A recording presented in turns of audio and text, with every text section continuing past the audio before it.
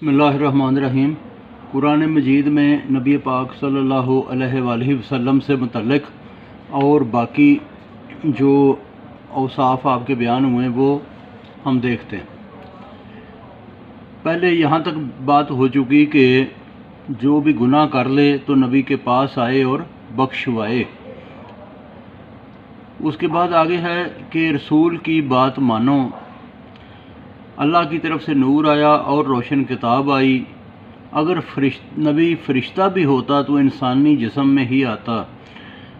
सबसे पहले मोमन नबी पाक हैं, इनके ऊपर वही आती है। नबी पाक आप लोगों से मजदूरी नहीं मांगते।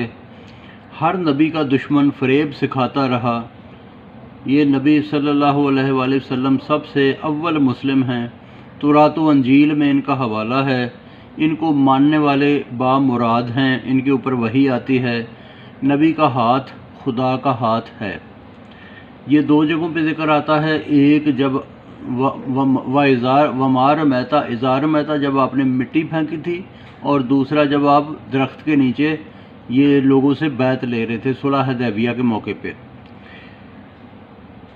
तो आगे है कि अल्लाह रसूल को राज़ी करना लाजमी है। नबी इल्मे गायब और तकदीर का दावा नहीं करते, लेकिन नबियों को गायब का इल्म दिया जाता है। ये ऊपर पहले बयान हो चुका है इससे पहले वाले लेक्चर में। तो नबी पाक सल्लल्लाहु अलैहि वसल्लम को रहमतुल आलमीन बनाकर भेजा गया। तो आज के लिए इतना जी, इसके बाद फिर सुनाऊंगा।